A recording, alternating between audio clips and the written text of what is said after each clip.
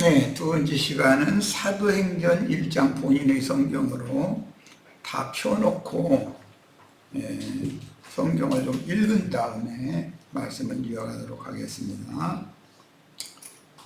예루살렘을 중건하라는 영이 나무로 포로들이 하나님께서 약속으로 주신 가나안 땅으로 돌아와서 예루살렘 성전과 예루살렘 성벽을 재건을 했는데, 그것이 완전한 포로 귀환이나 또는 포로를 귀환시킨 하나님의 목적의 완성이 아닌 거죠.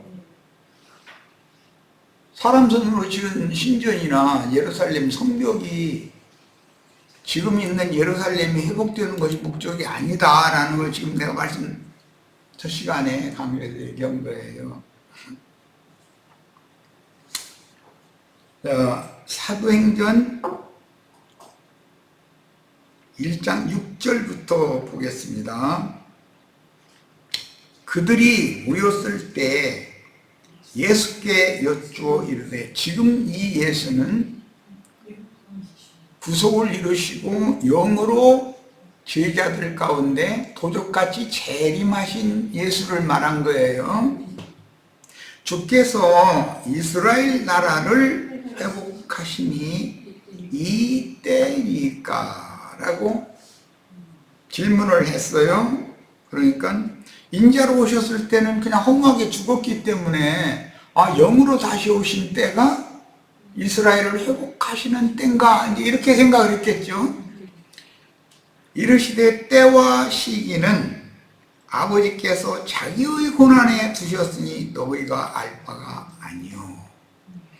나 같으면 아니야, 이때가 아니야. 이방 충만수가 참 담해야 되고 그 시간이 아마 한 대략 2000년 지나야 될 걸 이렇게 했으면 얼마나. 그런데 그럼 제자들이 나가서 전도하려고 애를 써야 안 써요?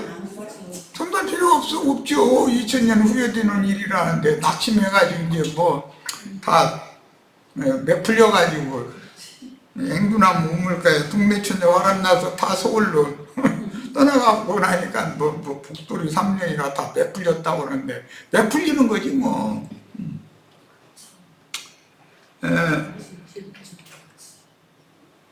예수님의 답변이 비밀스러워요. 오직 성령이 너에게 임하시면. 지금 생명의 성령은 받은 사람들이에요. 그런데 능력의 영으로 덧입혀지지 않은 상태예요.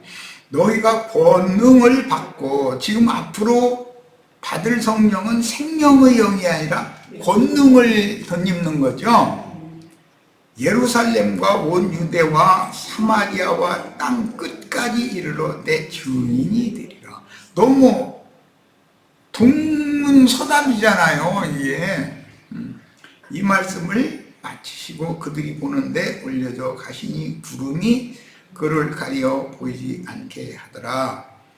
구름 속으로 올라가셨어요. 구름 타고 가셨어요.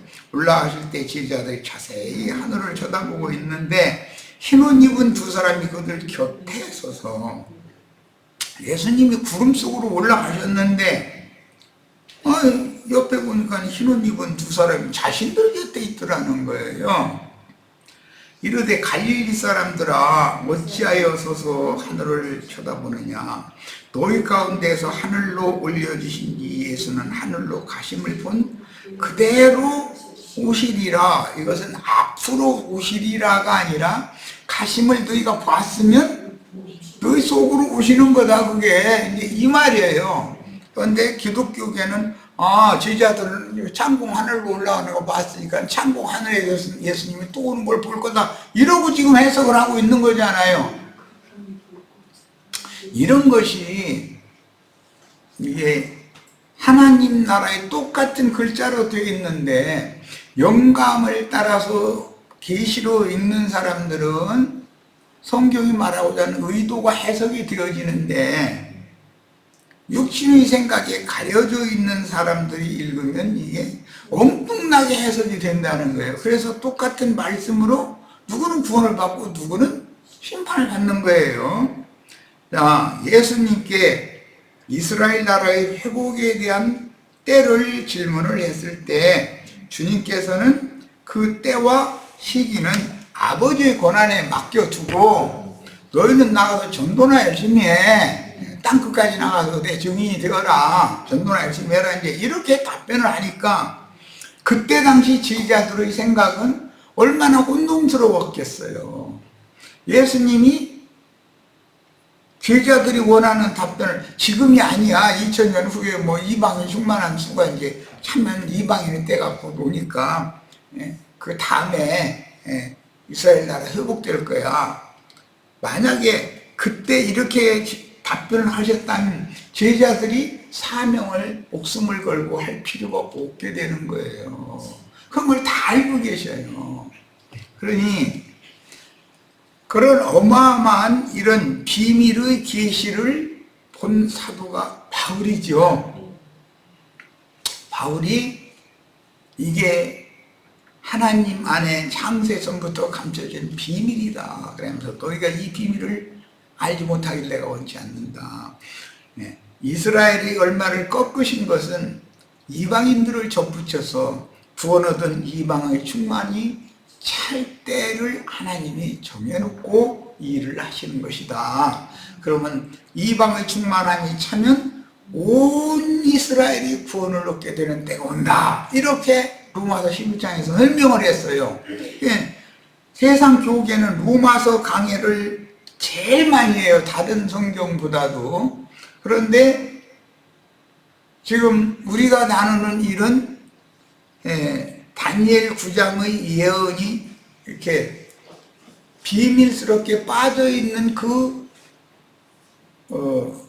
구간을 채우는 말씀에 대해서는 계시가 없는 거예요. 이게 뭔 말인지에 대해서 형제 자매님들은 이런 말씀에 대해서 완전히 이해를 하시고, 자, 이스라엘 나라의 회복이라고 하는 것은 아까 시간 말미에 그랬어요. 이것은 사람의 영과 사람의 정신세계의 회복이다. 사람이 회복되는 것이지. 그래서 참 이스라엘이라는 말이 있는 거다. 표면적인 유대인들로 이루어진 하나님 나라가 있으면 이면적인 유대인들의 하나님 나라가 당연히 있는 거다.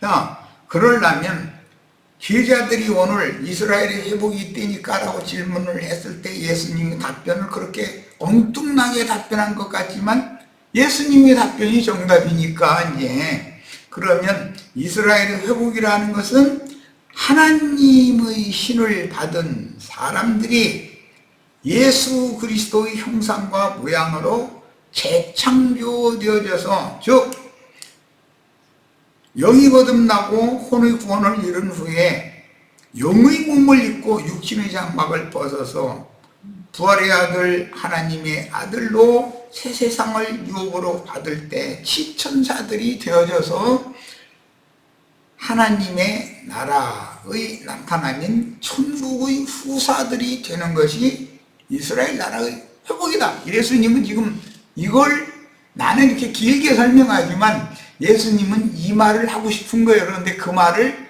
해도 그때 당시에는 제자들이 알아들을 리도 없고, 왜냐하면 예수님이 왕으로 이렇게 왕권을 가진 왕이 되면, 세상의 왕이 되면 세상 나라 그 왕좌 옆에 한 자리씩 차지할 생각을 갖고 있는 제자들 예수님 다 알고 있는데 예수님이 답변을 인간들이 바라는 그런 식으로 답변을 했다면 성경이 다 없어져 버리는 것이죠. 신약 성경은 이루어질 수가 없는 거죠.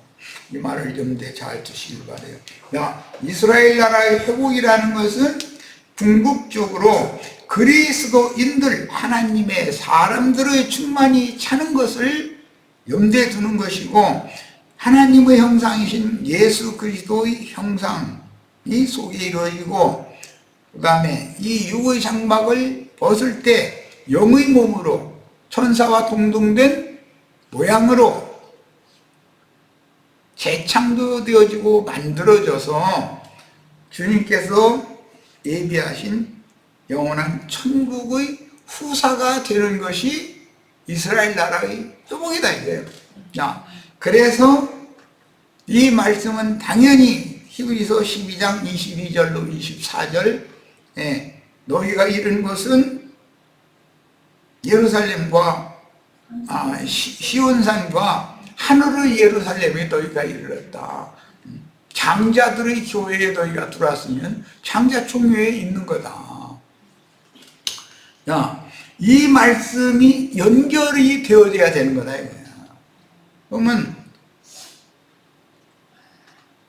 하나님 나라라고 하고 있는 교회가 세속화되어지면 그건 세상 나라인지 하나님 나라인지 구분이 없어요. 지금 세상 교계라고 하는 것은 큰 성 바벨론이야. 야, 그런데 거기에서 구원자이신 주님 자신께로 다 나온 자들은 이스라엘의 남은 자 7천에 들어가는 자들이고 그들이 오는 세상을 유업으로 얻을 천국의 후사들이고 이기는 자들이다. 이것이 하나님 나라의 실상인 교회의 회복이다.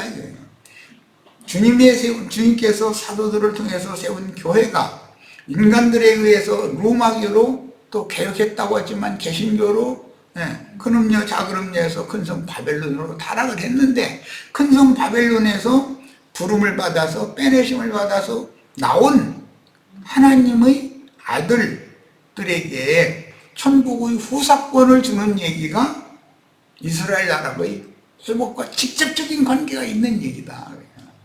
사람이 회복되는 것이다. 사람이 하나님의 형상이신 예수님의 형상과 그 예수님의 형상을 속에 이루고 부활 승천하셨던 그리스도의 몸, 힐령한 몸이죠. 이제 새 몸과 같이 영의 몸으로 덧입혀져서 주왕께 영광 중에 나타나서 천국의 후사로 세움을 받는 것, 이것이 이스라엘 나라의 완전한 회복인 거다 이 얘기예요.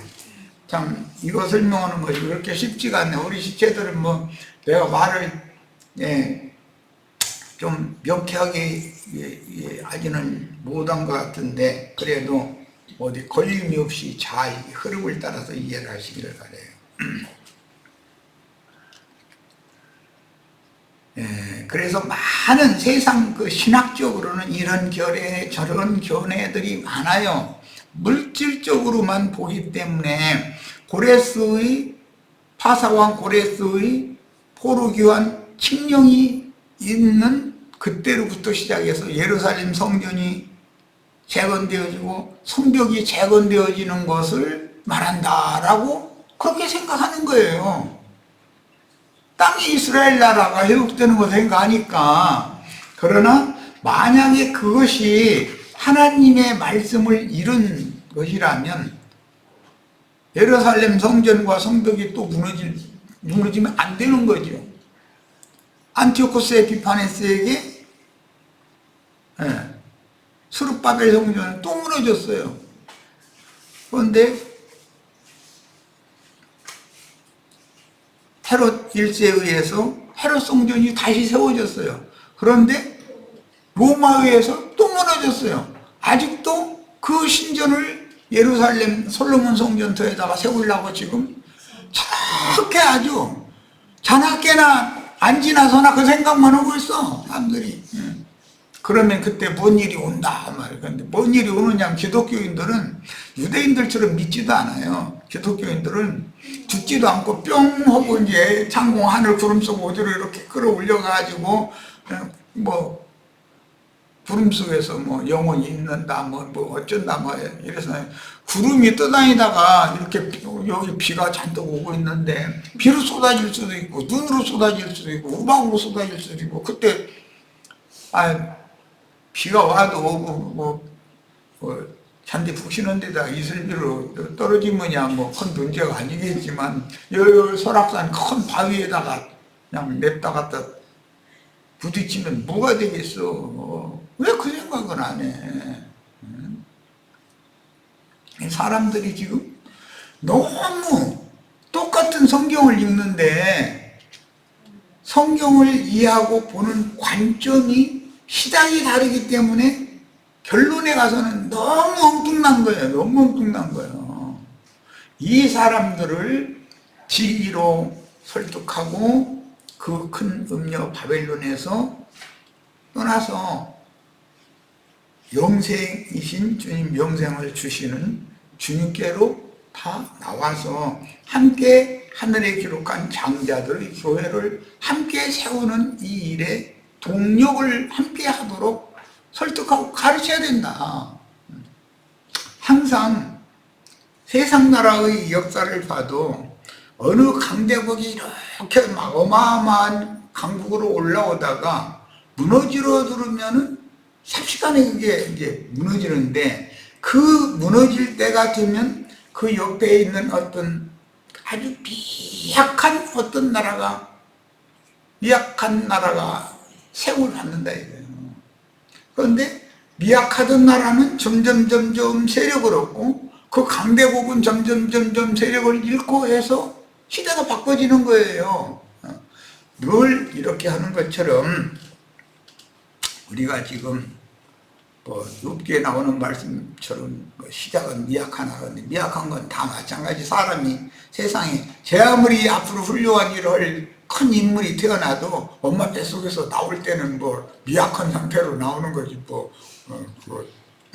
다 그러는 거예요. 연한 새순으로 이렇게 나오는 거예요.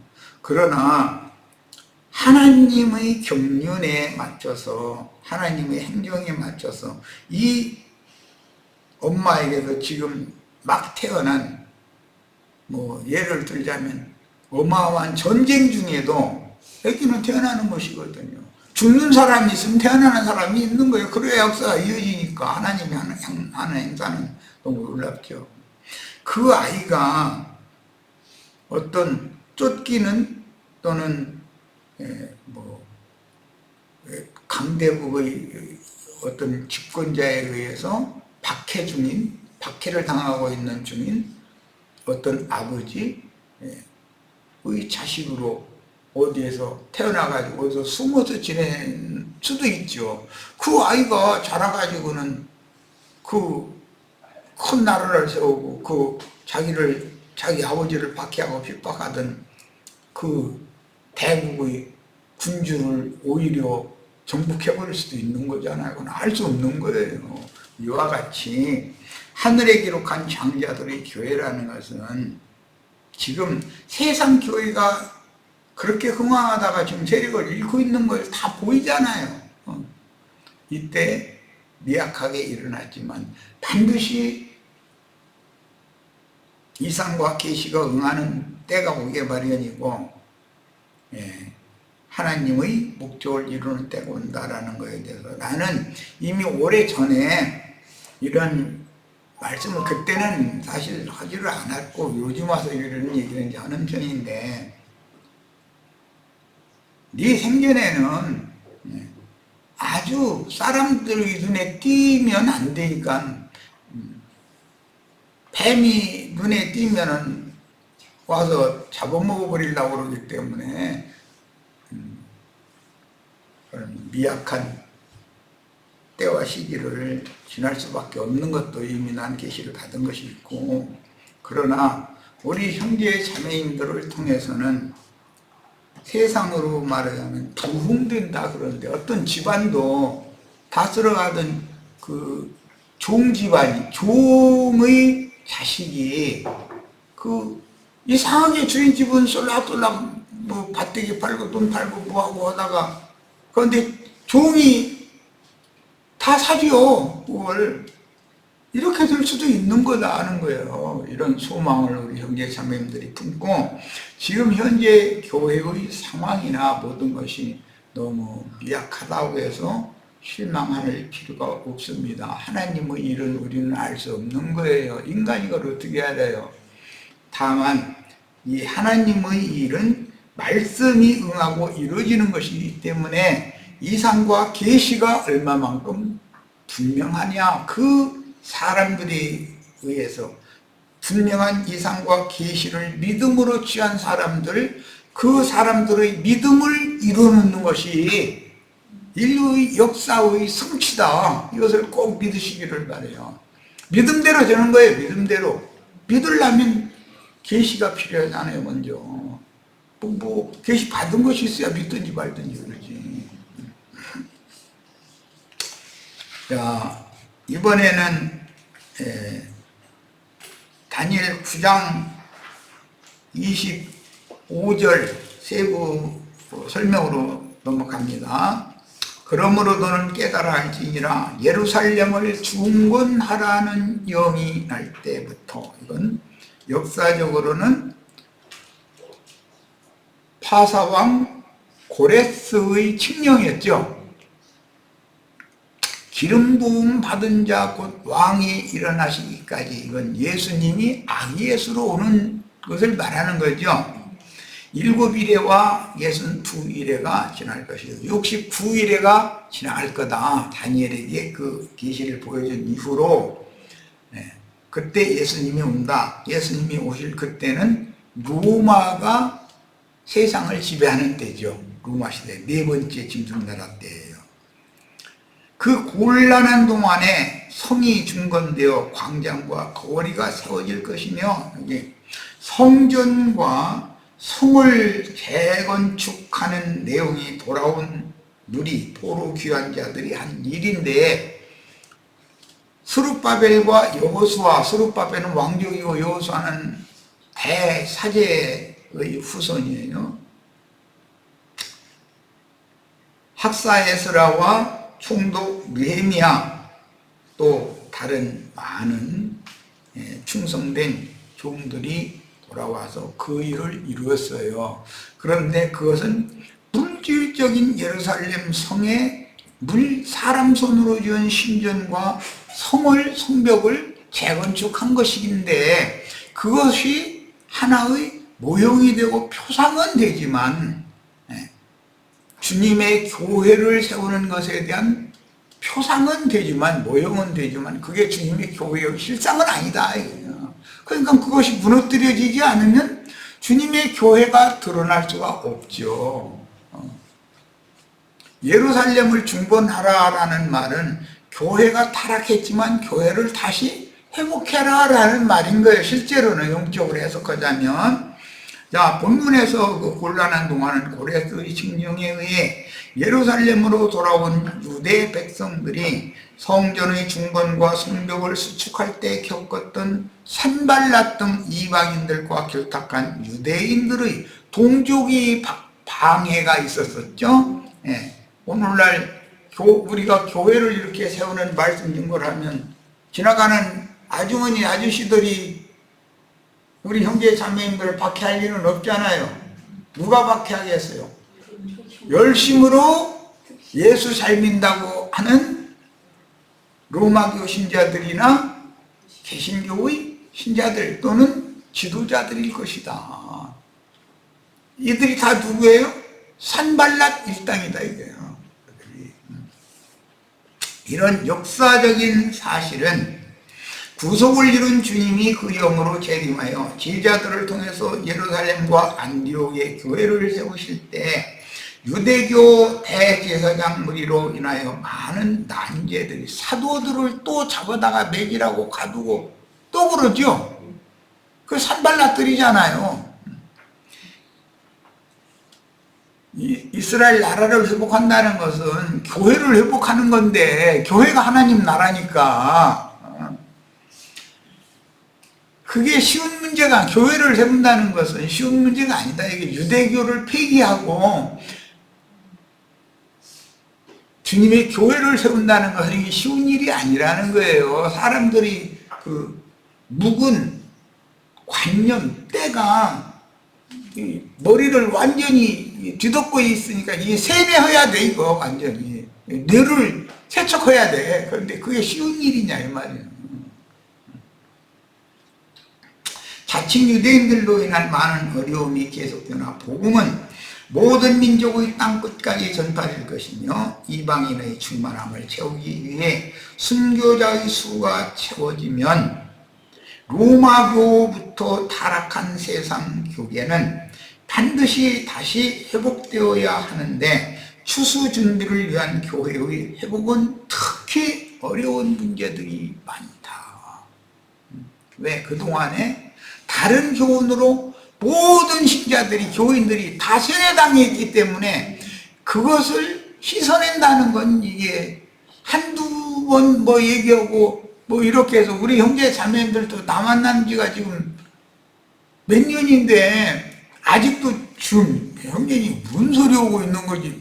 도대체 오늘은 아니 영 헷갈렸어. 이럴 분도 있잖아요. 아직도 내가 지금 하는 말을 못 알아들을 수도 있잖아요. 이건 완전히 하늘에 속한 문제이고 영에 속한 문제이기 때문에.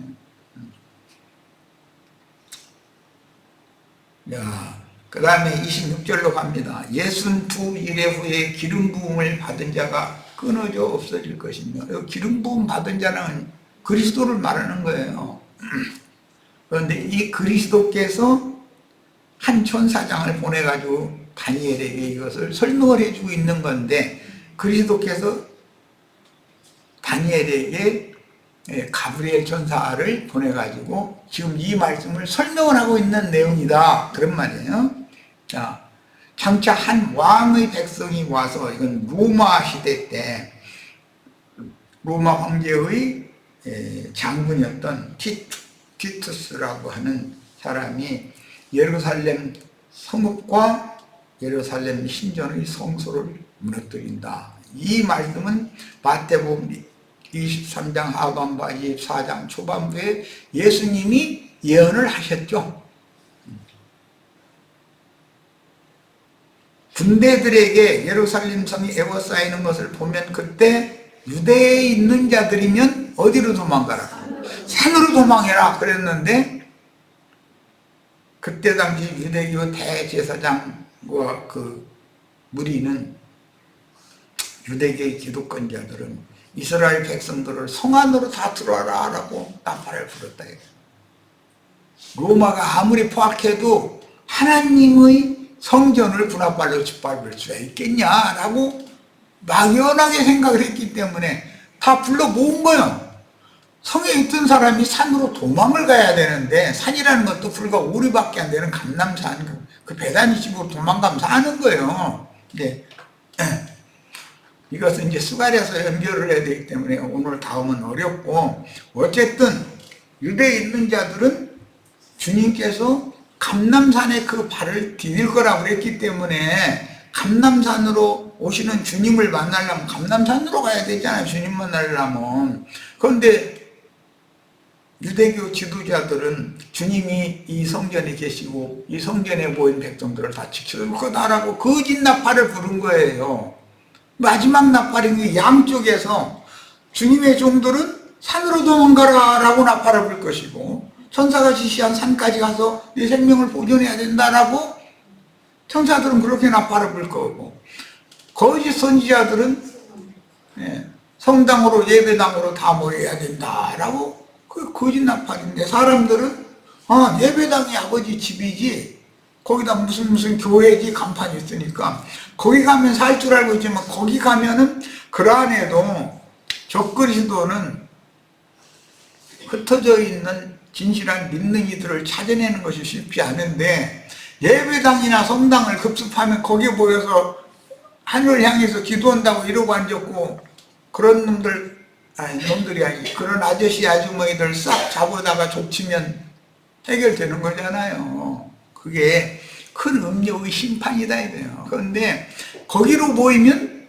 우리 심판해 주세요 하는 소리인 것이고, 산으로 도망을 가면 그 구원받은 사람들이잖아요. 이런 이치를 너무 모른다는 거예요, 기독교인들은. 그러면서 거기에 도망가서 있으면은 하나님이 어떻게 지켜준다고 그래요? 죽지 않고 뿅 하고 이렇게 올라간다는 거잖아요, 어디로. 그런 일이 있겠어요? 그러니까 사람이 육신의 생각에 사로잡힌 사람들에게는 이런 선지자들에게 계시하신 하나님의 말씀을 증거할 방법이 없어요. 들으려고는 않고, 자신들은 처음 듣는 얘기입니다 되고 너무 어렵잖아요. 지금 오늘 우리들이 말씀 나누는 것만 해도 나야 이게 체계적으로 좀 순서적으로 이렇게 해나가고 있는 중입니다. 중이지만 우리 시체들이 듣기에도 이게 굉장히 쉽지 않은 얘기들이잖아요. 야, 항상 한 시대가 종결될 때는 거짓 선지자들도 나팔을 불게 마련이고 하나님이 보낸 종 선지자들도 나팔을 불게 마련인데 거짓 선지자들은 단체로 나팔을 여럿이 부르니까 큰 나팔로 울리겠죠. 그러나 이제는 분별이 필요하다. 이제는 꽹과리 치는 소리인지 저 부는 소리인지 구분을 해가면서 들어야 되잖아요. 어떤 나팔 소리가 들리면. 자, 이제 27절 제일 어려운다고 하는 구절로 갑니다. 그가 청차 많은 사람들과 더불어 한 일해 동안의 언약을 굳게 맺고 그가 그 일의 절반에 제사와 예물을 금지할 것이며, 여기 한 일해 동안의 언약을 굳게 맺는 그는 기름 부음 받은 자란 말이에요. 그런데 기독교계는 적그리스도라고 이걸 반대로 해석을 하는 거예요. 기름 부음 받은 자 예수님이 인자가 다시 올 때 마지막 한 일회를 통해서 올 거다. 그때 내가 마지막 알곡을 추수하는 추수꾼으로 온다. 그런데 내가 직접 추수를 낱낱이 하는 게 아니라 나팔 부는 추수꾼들을 보내서 하늘 이 끝에 있을지라도 땅 끝에 있을지라도 하늘 가에 있을지라도 내가 천국 곡식으로 올리건 곡식은 다 불러 모을 거다. 그 말씀을 이스라엘 사람들이나 세상 교계 사람들은 세상 나라인 팔레스타인 땅 이스라엘에 하나님의 백성들을 다 불러 모은다, 이렇게만 해석을 한다 이거예요. 그냥 지금 주님이 말씀하시는 그 약속이라는 것은 씨를 뿌리고 가꾸고 거둬들이는 것이 약속인데 매 7년마다 안식년, 연제년이 반복되죠. 한 세대의 농사라는 건 7년으로 상징이 됐다 이거예요. 그럼 마지막 한 일에도 있겠죠. 오늘 예를 들어 우리가 마지막 세대에 살고 있다면 우리는 천국 농작물 중에서 올리는 곡식의 마지막 추수될 곡물이 되겠죠. 자, 그러니까 그 언약이 주님께서 맺은 것이 확실한 언약이지, 예를 들어 적그리스도가 너희를 내가 7년 동안 잘 보호해 줄게 약속을 했다고 한다 해서 그걸 약속이라고 믿는 게 얼마나 어느 도단이에요. 예를 들어서 오늘날의 강대국인 미국 그 대통령이라는 그 아저씨가 내가 여러분들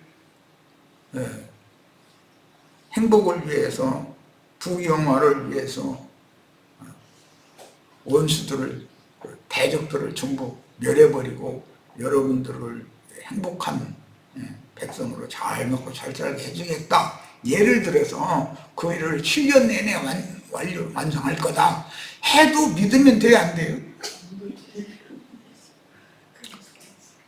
어느 나라든지 주로 이 선거로 해서 국가 지도자를 뽑는 이제 의회주의, 이제 민주주의라고 그러는 이 세계에서는 국민들의 민심에 따라서 그 민심이 잘못된 방향으로 기울어도 그 당에서 대통령이 당선되게 마련이죠. 야, 그런데 그것이 하나님의 정의를 실현할 수 있겠냐 그런 말이에요. 인간들의 단체적인 욕심과 단체적인 인간들의 다 자기 그 정치적인 성향이 맞는 사람에 결집시키려고 선거 때만 되면 말도 같지 않은 거짓말, 이렇게 얼마, 요즘에 우리 지금 우리 형제 자매님들 유튜브 뉴스 절대 보시지 마세요. 앞으로 이 선거 끝날 때까지는. 선거 끝나고 나면 지금 행행하고 돌아다니던 말들이 이 당에서 한 말이든 저 당에서 한 말이든 거기에 다 거짓말은 아니에요. 거짓말이 조금 섞여 있어가지고서 혼동하게 만들어놔 버려요. 그래가지고 그 누구나 어떤 사람이나 어떤 당을 이렇게 치중하도록 이렇게 만드는 그런 짓은 그게 미혹의 영이다. 교회에서 거짓 선지자들은 그런 방식으로 사람들을 미혹한다. 어떤 사람들, 택하신 자들을 미혹해서 넘어뜨리는 거다. 그러니까 세상 나라의 그 선거철이 되면 그 누가 하는 말 그런 말 절대로 그 귀담아 들으시면 안 됩니다. 뭐 이 당이든 이 사람이든 저 사람이든 저 당이든 간에 다 소용없는 소리예요. 다 그건 민심을 유혹하는 거기에 거짓이 다 섞여 있어요. 진실만을 말해가지고는 손님을 끌들고 그래요. 우리가 지금 진리만을 증거하려고 하니까 손님이 와요? 손님이 저 사람들 하는 얘기는 밥 먹고 할 일이 없는 기고, 툭 하면은 몇 명이나 모이느냐고, 뭐 이런 거나 물어봐서, 교파는 어디냐고, 아니, 그 사람들이 신학자들도 아니면서 무슨 교파, 교단 뭐 이런 얘기는 얼마나 그렇게 잘하고, 그 참 신기한 일이야. 그만큼 미약하게 주님께서 흔히 말하는 말세에 일으킨 증인들의 나팔소리는 온 세상에 다 받아들인 게 아니다. 예수님이 직접 오셔서 3년 반 동안을 나팔을 불었지만 다 믿은 게 아니잖아요. 120명 겨우 얻었고 그 중에 12명만 목숨 내놓고 증인으로 쓰임을 받을 종들이 있었어요. 마찬가지다. 예수님이 하셔도 안 되는데 우리 같은 인간들이 무슨 몇만 명 모이고 몇십만 명 모이는 그런 것을 꿈꾼다는 게 너무 얼마나 어리석은 거예요. 뭐 앞으로 나갈 말씀은 이제 뭐 집에 있는 교회 예루살렘에 마리아 자매 마가 요한의 어머니 마리아 자매인 집에 모이는 120명과 베다니에 모이는 또 소수의 그 문둥병을 치료받은 무리, 주님을 찬양하는 무리가 이제 주님을께서 이제 그 무리를 회복하실 것인데 다 그렇게 처음에는 미약하게 일어나게 마련이다. 그러나 우리는 큰 뜻을 품고 이런 말씀에 집중하고 기도해 가면서 말씀을 같이 따라오시길 바랍니다. 자, 오늘은 여기까지 하겠습니다. 다음은 마태복음 24장 15절로부터 31절. 그러면 일요일 날인가 이건? 5월 17일 날? 24일 날이에요? 5월 24일 날, 일요일 날 마태복음 4장 15절에 31절 들어가도록 합니다. 자, 오늘 집회 모두 마칩니다.